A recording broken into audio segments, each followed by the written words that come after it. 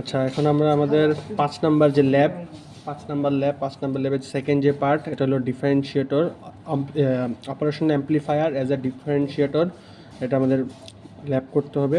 তো আমরা যদি সার্কিটটা ফার্স্টে দেখি, যে আমাদের সার্কিটে 2 নাম্বার পিনের সাথে একটা, এটা কি জানি, 0.1 মাইক্রোফ্যারাডের একটা ক্যাপাসিটর লাগানো আছে।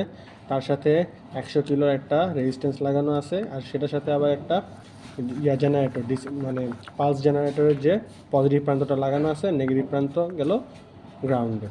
আবার এই 2 নাম্বার পিনের সাথেই আরেকটা 0.1 মাইক্রোফ্যারাডের যে ক্যাপাসিটর, সেটা আর 100 কিলোর একটা পোটেনশিওমিটার, দুইটা কি প্যারালালে আছে। এই দুটো এক প্রান্ত, মানে সবগুলো প্রান্ত একসাথে মিলে 2 নাম্বারে আছে, 2 নাম্বার পিনের সাথে।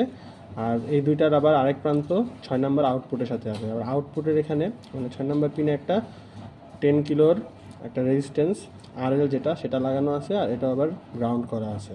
4 নাম্বারে দেবো আমরা নেগেটিভ ভিসিসি 12 ভোল্ট, 7 নাম্বারে পজিটিভ ভিসিসি 12 ভোল্ট।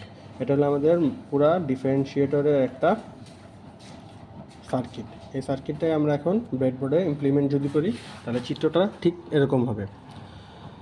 এটা একটা আইসি 741 আইসি, তার সাথে এই 2 নাম্বার প্রান্তে একটা ক্যাপাসিটর, তার সাথে সিরিজ একটা রেজিস্টর, আর তার সাথে এই তারটা যেটা আছে, এটা দিয়ে আমরা আর কি পালস জেনারেটর থেকে আমরা ইনপুট দিচ্ছি। আমাদের ইনপুটটা দিতে হবে হলো 2 পিক টু পিক ভোল্ট আর 1 কিলো হার্জ।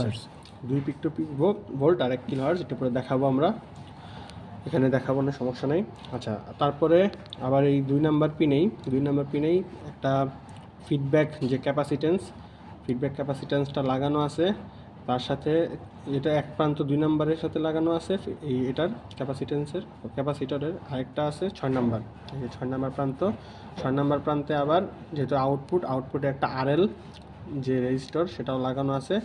এই আরএল রেজিস্টরটা আর এই 3 নাম্বার পিন, এই দুইটা থেকে একটা তার এসে এখানে কমন গ্রাউন্ড হয়েছে। এটা হলো আমাদের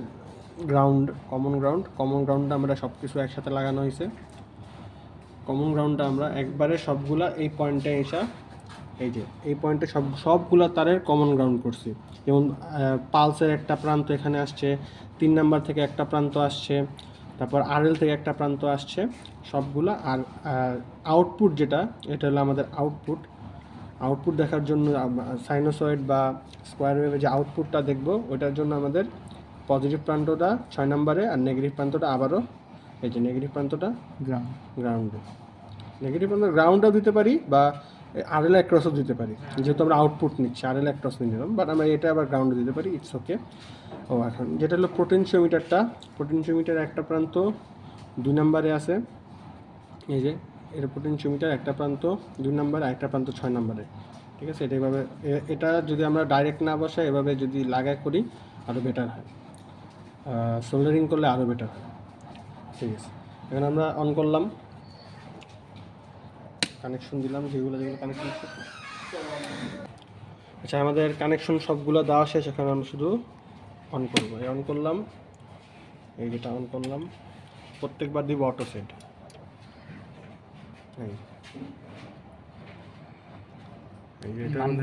মানগুলো একটু ব্যাখ্যা করি। উপরেরটা হলো আমাদের ইনপুট সিগন্যাল, নিচেরটা আউটপুট সিগন্যাল। যেহেতু এটা কি ডিফারেন্সিয়েটর, আমরা কি জানি, যদি ইনপুট যদি থাকে, সাইন থাকে, আউটপুটের গিয়ে কজ হয়ে যাবে, মানে কি 180 ডিগ্রি ফেজ শিফট হবে। ফেজ শিফট হইলো, এখন কথা হলো যেহেতু ডিফারেন্সিয়েটর, মান কিন্তু কমার কথা পিক টু পিকের। এখানে আমরা পিক টু পিক ইনপুটে কত নিচ্ছি, 2.16 ভোল্ট, আর আউটপুটে কত পাচ্ছি, 324 মিলিভোল্টের মতো। মানে আমাদের কমতেছে, আউটপুটের অ্যাম্পলিটিউডটাও কমলো, আমাদের ফেজ শিফট হয়ে গেল। আচ্ছা, এবার যদি আমরা ফ্রিকোয়েন্সি কথা, হ্যাঁ, আর ফ্রিকোয়েন্সি 1 কিলো হার্জ নিছি, আমাদের ফ্রিকোয়েন্সি পাচ্ছে 1 কিলো হার্জ। ফ্রিকোয়েন্সি তো এটা সেম থাকবে, ফ্রিকোয়েন্সি অবশ্যই সেম থাকবে। আচ্ছা, এবার যদি আমরা একটু স্কোয়ার ওয়েভে যাই, এই যে এটা হলো আমাদের স্কোয়ার ওয়েভ বিষয়টা ঠিক এই যে এরকম আসতেছে। কথা হলো এখানে একটু জিনিসটা একটু ক্যাচের বিষয়টা এই জায়গায়। স্কোয়ার ওয়েভের ক্ষেত্রে যদি আমরা এরকম স্কোয়ার ওয়েভ দিই, আউটপুটে এরকম কিছু, মানে খুবই চিকুন চিকুন ওয়েভ পাওয়ার কথা, কিন্তু আমরা যদি এখানে দেখি যে বিষয়টা একটু একটু টুথের মতো হয়ে গেছে, আরও চিকুন হচ্ছে না। এখন এই জিনিসটা মানে আউটপুট ওয়েভ ফর্মটা কীরকম হবে, এটা ফুল ডিপেন্ড করে হলো আমরা কোন ধরনের ক্যাপাসিটর ইউজ করতেছি। আমরা ক্যাপাসিটর ইউজ করতেছি 0.1 মাইক্রোফ্যারাড। আমরা যদি এখন 0.1 মাইক্রোফ্যারাড ইউজ না করি, আমরা আরও ছোটো মানের মাইক্রোফ্যারাড বা ক্যাপাসিটেন্স ইউজ করি, তাহলে এটা আরও অ্যাকুরেট হবে। আমরা এটা করে দেখাচ্ছি। আমরা এই দুইটা উঠাই দিলাম।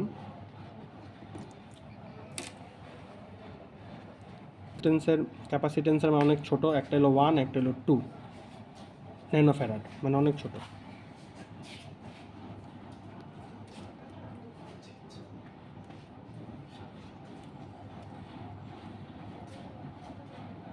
লাগালাম একটা, এটার সাথে এটা লাগিয়ে দিলাম।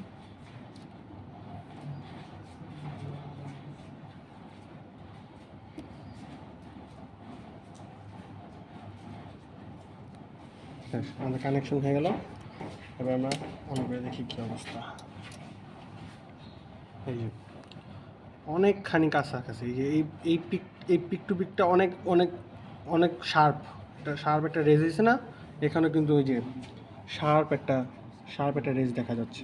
মানে যত ছোট ক্যাপাসিটেন্স তত কাছাকাছি অ্যাকুরেটলি ড্রপটা অনেক শার্প, তাই তো? এই যে দেখা যাচ্ছে ড্রপটা অনেক শার্প, এখানেও এই যে ড্রপটা অনেক শার্প, একটু উপরে দিক দিয়ে দেখা দিই। এই যে ড্রপটাও কিন্তু অনেক শার্প হয়েছে, আগের থেকে অনেক শার্প। তো আমাদের পরীক্ষার হলে যত আমরা কম রেঞ্জ মানে ক্যাপাসিটেন্স মান নিয়ে করব, তত আমাদের জন্য ভালো। আর আমরা যদি এটা তো আমরা স্কোয়ার ওয়েভ দেখাইলাম, আমি যদি সাইন ওয়েভটা একটু দেখি, সাইন ওয়েভটা আগের মতো থাকবে, বিশেষ কোনো চেঞ্জ আসবে না। এই যে সাইন ওয়েভ 27 নিয়ে দিয়ে আচ্ছা মিলিয়ে দিয়ে দেখা যায়। এই যে এখান থেকে কিন্তু বোঝা যাচ্ছে যে ফেজ শিফট, এটা যে দুইটা সেম না, এটা কিন্তু এখান থেকে বোঝা যাচ্ছে 180 ডিগ্রি ফেজ শিফট আছে দুইটা। আচ্ছা, এভাবে আমাদের হয়ে গেল 5 নাম্বার ল্যাব শেষ। এর মাধ্যমে আজকে